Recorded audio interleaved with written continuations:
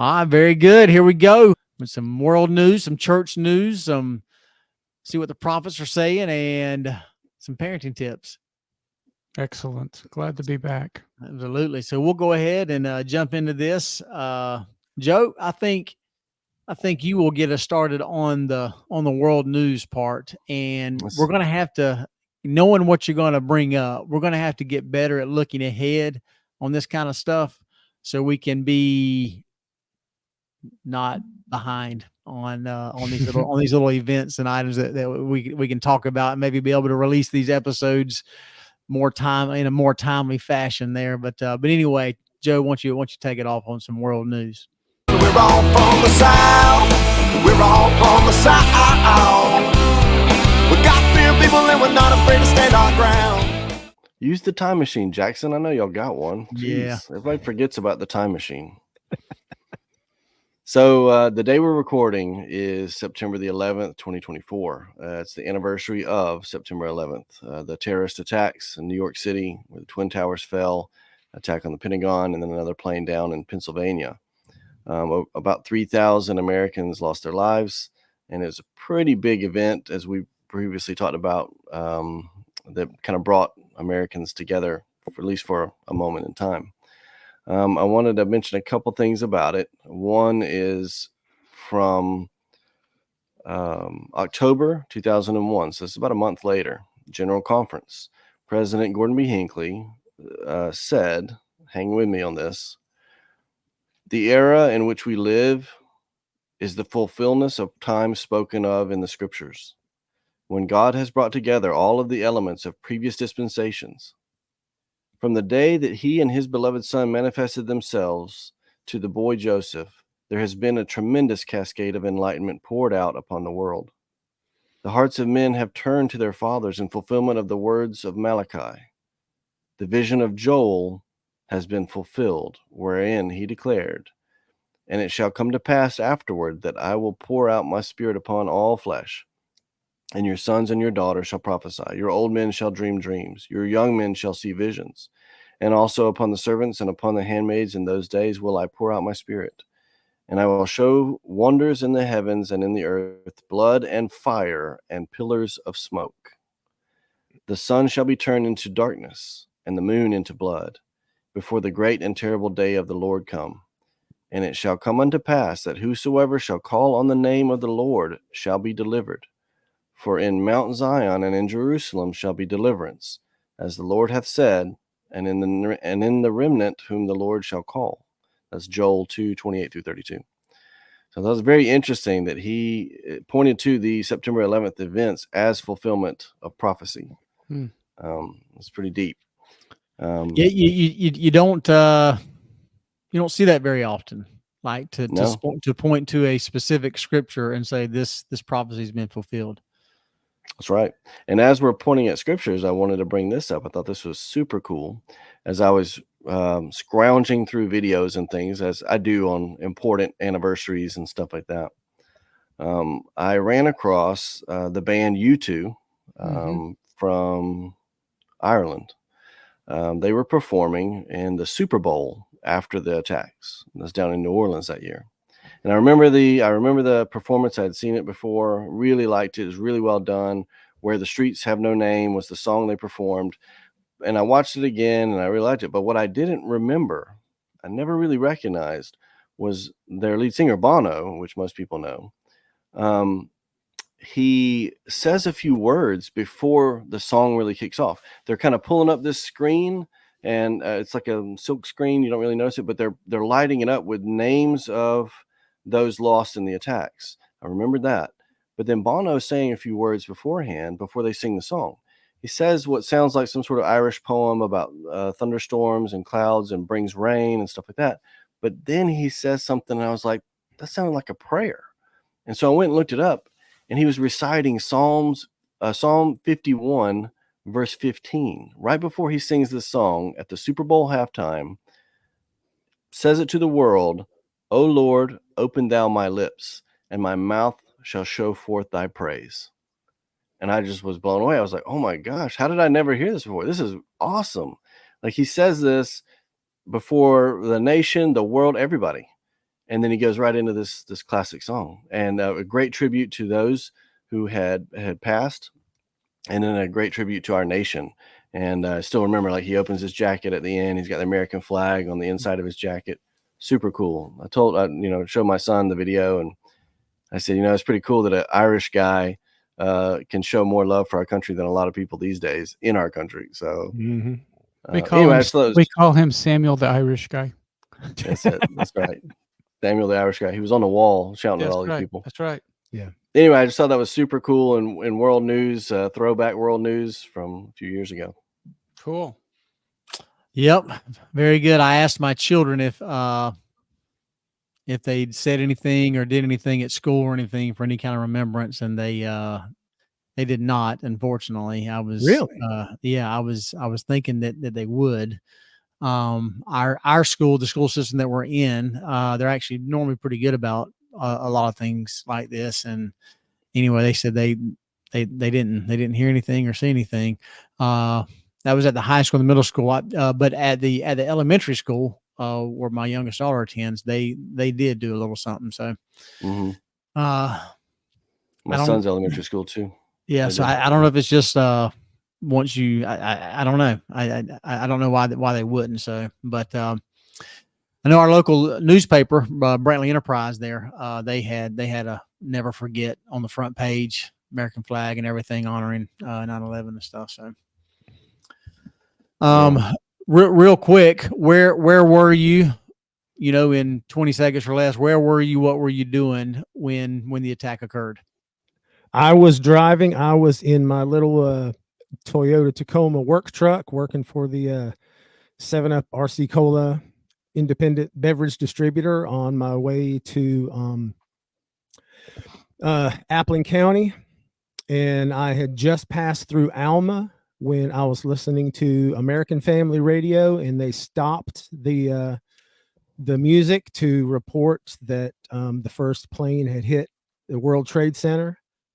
And as they were talking about it, then the second plane hit the World Trade Center, and there's a turnoff where you go, if you're around here, you can go straight to go to Baxley, or you could turn off left, to go to Hazelhurst. And I remember turning off, making that left, and I pulled over on the side of the road, and I was like, what is happening? And I was thinking, okay, if one more thing, this can't be an accident. If one more plane hits a building, I'm turning around, I'm picking up my son from daycare and going somewhere. It was scary. Oh, I remember it though. I remember like it was yesterday. Joe? I was serving the Lord. I was on a mission in Salt Lake City. That's right. And if I recall, it was a P-Day. It seems like I was in a store, and there was just nobody there. It was empty. And then we had noticed, I guess on the way there, people were coming out of their homes and putting up flags. And I was like, what day is today? And if y'all know me, man, I don't remember dates or nothing. I mean, like, is it Pioneer Day? Is it 4th of July? That doesn't seem right. It's kind of cold out. And then we were notified by the mission president to turn on the news and give our families a call, give our parents a call. And so then we were kind of watching it play out, and hearing my parents like, do you think it's safe at the Walmart here in small town Mississippi? And I'm like, I'm fairly certain that it's going to be low on the list. So you're probably all right. But that's how terrorism works. It strikes terror into mass populations, That's right. So that's where I was. Michael? I'm going to be honest with you. I don't remember where I was or what I was doing. But one thing that I do remember very vividly is when the Murrah building got attacked in Oklahoma City. I don't know if you guys remember that. We were living in Guthrie, Oklahoma, which is just north of Oklahoma City, when that attack happened. And we felt the tremor from that explosion 30 miles away in Guthrie. It shook our house, and we were like, what the heck was that? Interestingly enough, The job that I had at the time was installing postage meters. And I was supposed to be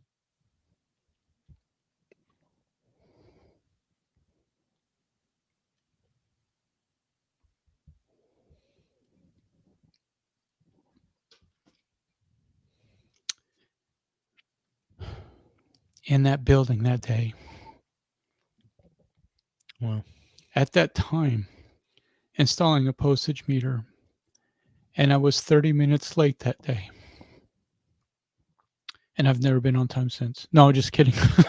Mormon Standard Time saved you. I'm telling you. I'm telling And you. It all started with 3rd Nephi. And I was that particular job, you could not be late, right? And I just knew I was going to get in all kinds of trouble. But because I was 30 minutes behind schedule, my life was spared. That's crazy. Wow. Mm. Right.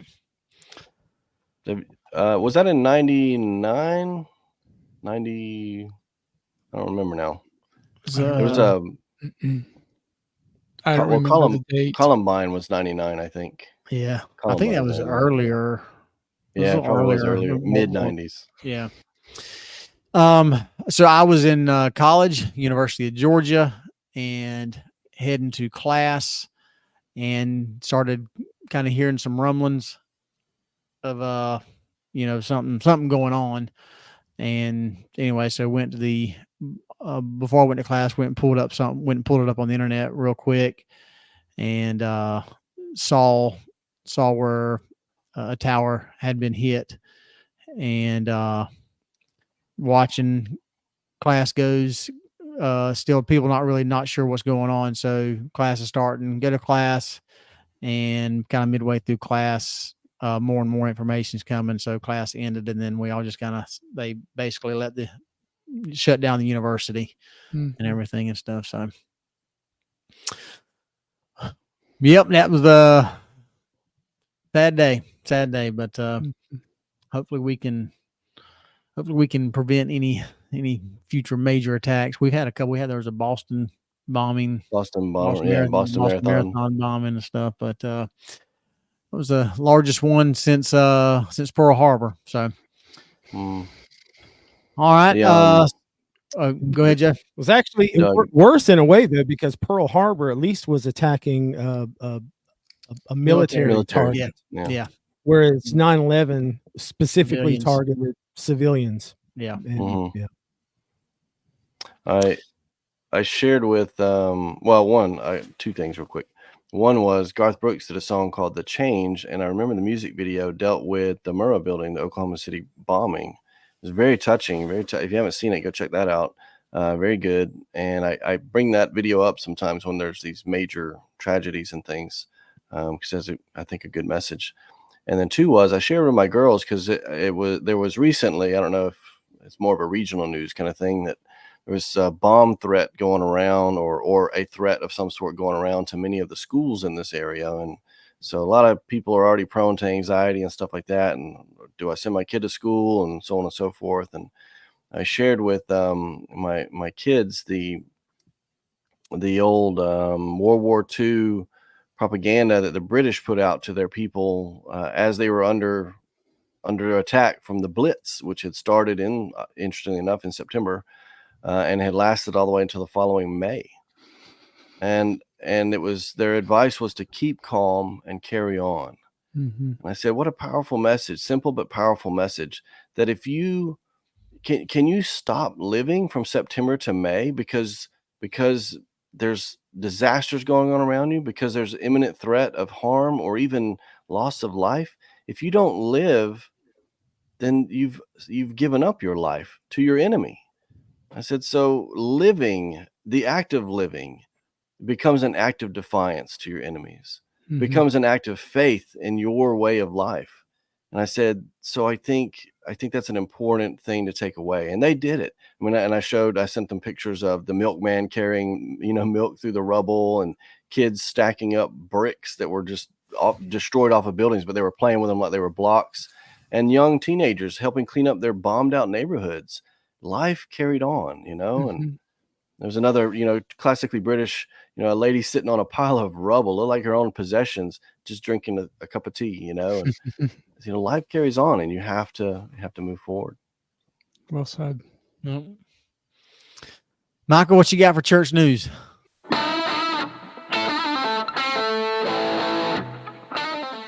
Oh, church news is amazing. So, Monday of this week, again, we're recording a week ahead of when people will be listening or watching, right? So on the 9th, there was a 100-year celebration for President Russell M. Nelson. He was honored in a special event, his birthday event. There was a lot of singing and going on and things. President Nelson said he was overwhelmed with the kindness and generosity and prayers of so many around the world on his birthday. And he thanked all who responded to his invitation from earlier in the year to reach out to someone else in their lives who would benefit from their loving care. And then he says, I don't know why the Lord allowed me to live this long. He said he admitted that he had passed through experiences when he thought his life might end, but did not. And he recalled the blessings of visiting with individuals. So that was kind of cool. But today, which is September 11th, we totally missed this, guys. I don't know how we missed it. I don't know why there wasn't more hoopla about it. But guess who sang in the Georgia State Capitol today? Mormon. No, well, not the Mormon Tabernacle Choir, but the Tabernacle Choir. The Tabernacle Choir and Orchestra performed in the Georgia State Capitol today on 9/11. And it was amazing. I watched some of the videos and some of the pictures, and it was phenomenal. I don't know how I missed that they were coming.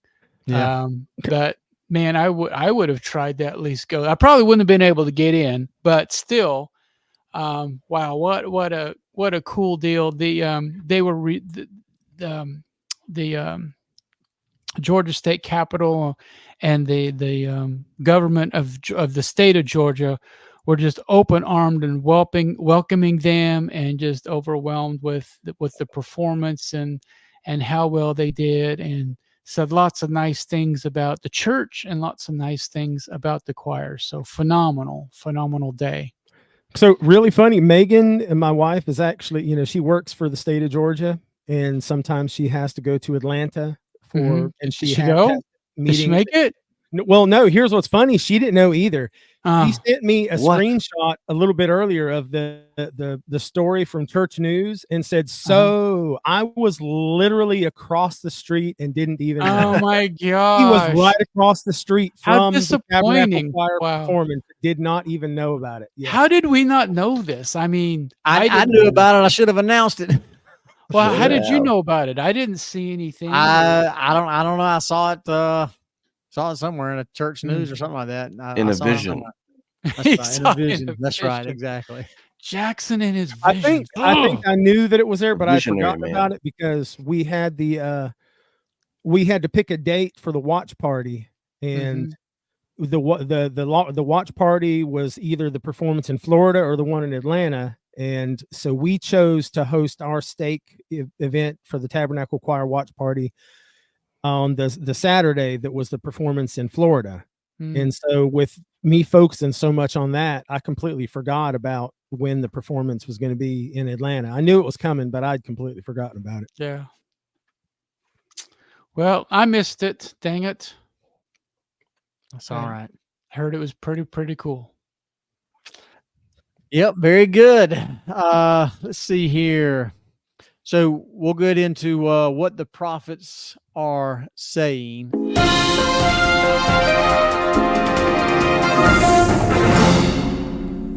Did y'all have a chance to watch the birthday party? Some of it. I did not. It was really good. Really neat to watch. And so what I figured what I would do is actually just share President Nelson's kind of closing remarks there. I think my favorite part was the other leaders of different other faith traditions, and there was the guy that was like with Morehouse College, and that had really nice things to say about President Nelson. So it was lots of people that were really complimentary of him. It was nice.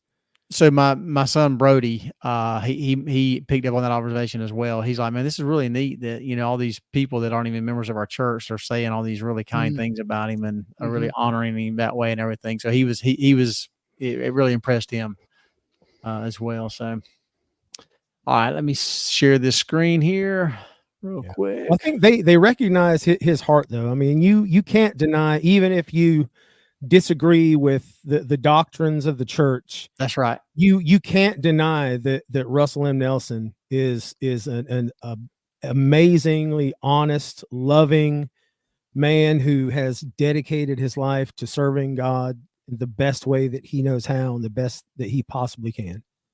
So, and you actually see this in this right here. Why is it not? I got the wrong one up. Here we go. Y'all see that guy right there? Yeah, man, that looks like a wrestling match. Yes. Yeah. I didn't know President Nelson was a wrestler. Yeah, especially at 100 years old. Yeah, man, President Nelson was wrestling. Why? No, this idiot right here. Watch him right here. He's got it. Look at it. He's all cool and everything, and he's like, he's singing too. That's the problem. Yeah. Watch this. There's a singing. Oh. Get ready. Didn't take those NRA classes. Right here. Watch it. Boom. Yeah. And then that's his mom that comes in here like, what are you doing, you idiot? We thought it was President Nelson getting put in a full Nelson. That's right. Hold on. Did she whoop him? It looks like his mom is whooping him. Yes. Now we got President Nelson. All right, here we go. Yeah. For each of us, even for a 100-year-old man, life passes quickly. I'm thankful for treasured memories. They begin with you, my dear brothers and sisters. I have visited members of the church and friends in more than 130 countries. You have made my life more wonderful. We have worshiped together and strengthened each other. You have inspired me with your devotion to God and your faith in Jesus Christ. The length of your life is not as important as the kind of life that you live. My prayer is that you will let God prevail in your life. With joy in my heart, I invoke a blessing upon each precious one of you.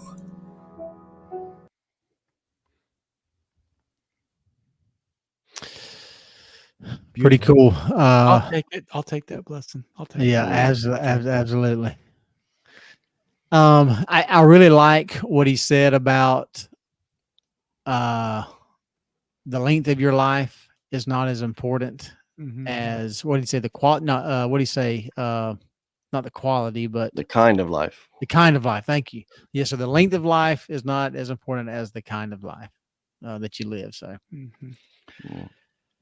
There you go. Kenny, what you got on some parenting tips?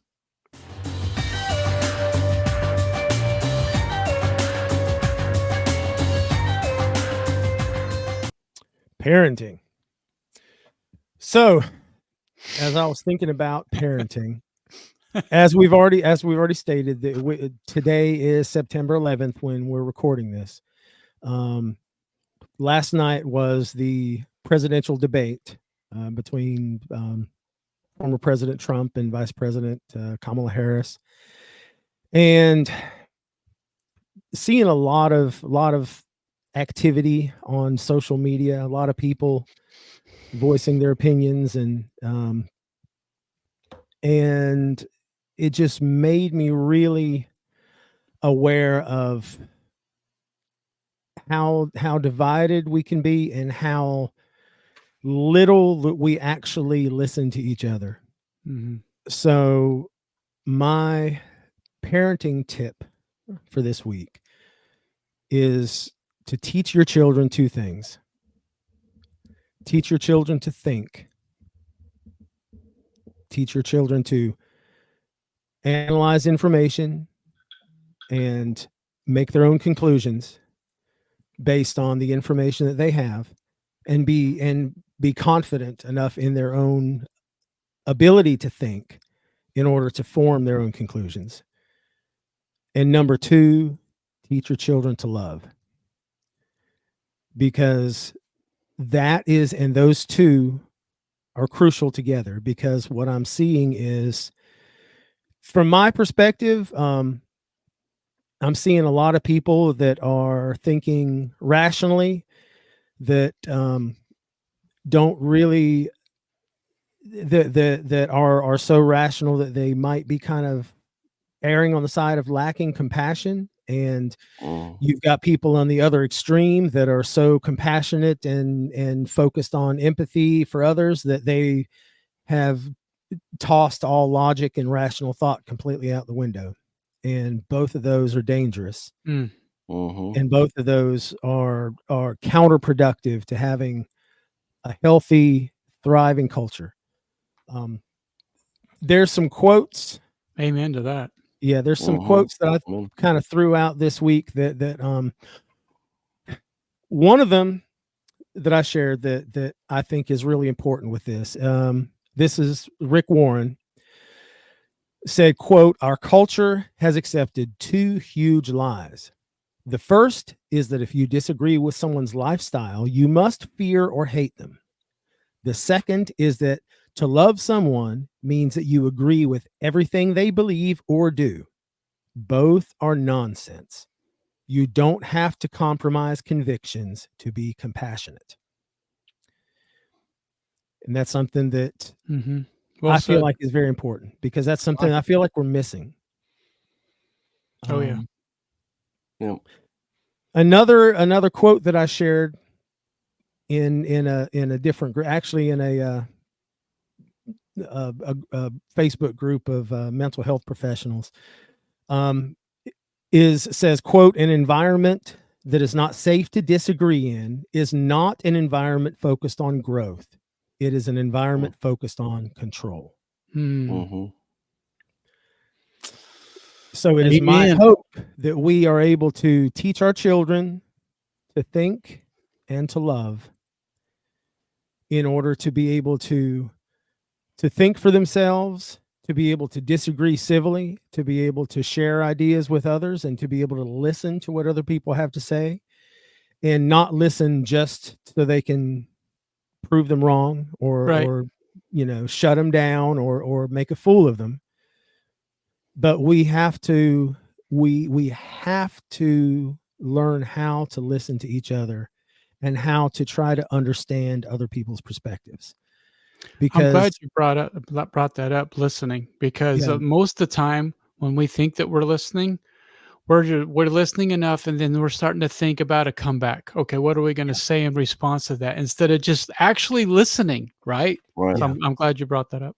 Yeah, that's something that's important. And as I was thinking about the current state of our culture, and I've honestly been feeling kind of melancholy since yesterday. Just I wish I could say that I was feeling more hopeful than I am right now. But I do believe that if we teach our children the things that they need, if we give them the tools that they need to be able to think for themselves, in spite of whatever they might hear in mainstream media or the news or whatever. And that's part of the problem today, is that the outlets, the media outlets that we used to rely on For truth. to get for truth, often cannot be trusted. No. It's almost impossible, and most, if not all, media outlets are biased at some point now. So they're skewed. They're giving one side of an issue, and so it's really difficult to understand an issue unless we purposefully seek out the more quote unquote right leaning outlets and the left leaning outlets, and try to understand what it is. But that's part of critical thinking, and we have to be able to think critically. And if our children are able to grow up and think critically listen to others, and love others, then there is hope for our country. But if we don't do that, then I don't know what's going to happen, but it can't be good. Yeah, it requires active teaching. Actively teaching our children, taking opportunities, finding opportunities to teach. And I've had some of the greatest conversations with my sons, and it's been really awesome to me when they've proposed an idea to me that either doesn't make sense to me or that I disagree with. And it's been really, it was kind of a fun game for me to say, oh, really? Okay. Tell me more about that.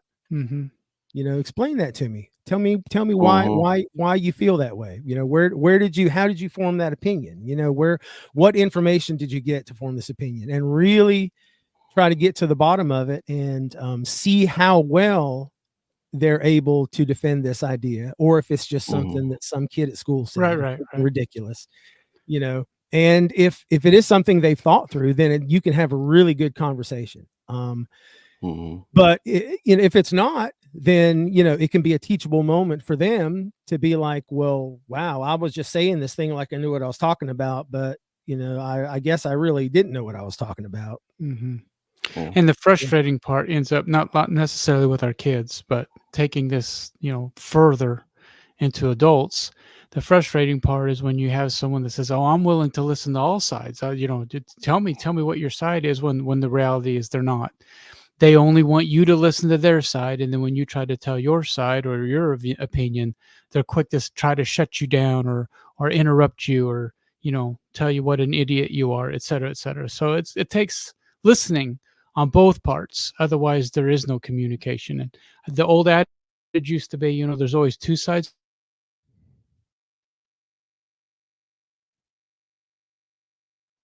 You struggling with the internet again? I think he froze up. Yeah. Did you lose me on that? Did I finish it? Where did you lose me at? There were two sides to. There's two sides to a story, your side and my side. I've always had the adage, there's three sides to a story: yours, mine, and then the truth is in the middle. That's right. Yeah. Yep. That was my granny always the band said, Extreme. They had an album called Three Sides to Every Story, and there was three sides on the album: yours, mine, and the truth. My granny always said, no matter how thin the pancake, there's always two sides. That's right. And another thing, I feel like one more point with this, as we teach our children, actively try to teach our children to have rational discussions and be able to detach emotionally. That's something that I've worked on because I've always been a very. I'm still working on that, Kenny. I'm still working on it. I'm terrible with it because I'm one of those people that I have emotional reactions, and I wish I wasn't. I mean, I can literally, since I was a child, I have hated that about myself. I've always wished that I was more analytical and more rationally detached and able to have conversations with people without feeling emotionally invested in it, because when you get emotionally invested, it clouds your judgment and it clouds your critical thinking. Yes. And we need to discuss when we're discussing ideas. Another important thing is to focus on the ideas. And one more quote from Socrates that I shared earlier this week. Socrates said, "Strong minds discuss ideas. Average minds discuss events. Weak minds discuss people." So what are we talking about? Are we just talking about people? Are we talking about that doggone Donald Trump or that stupid Kamala Harris or blah, blah, blah? Or are we talking about events, which is a little bit better? Or are we actually addressing ideas? Because that's where we should be. That's the level we should be at. We should be discussing the ideas that are driving policy, that are affecting all of us. Everything to do with our lives. Yeah, they're affecting our economy, our stability, our military security, everything. I was going to say, whenever you're having these kind of deep discussions or arguments, find it helpful to use really big words if you can. Makes you sound more photosynthesis. I would. I don't agree know, with man. That could be kind of deleterious to your argument. Maybe. You know what? You just gave me an apostrophe. Lightning just struck my brain. Very good. We'll end it right there. Until next time, y'all keep on striving.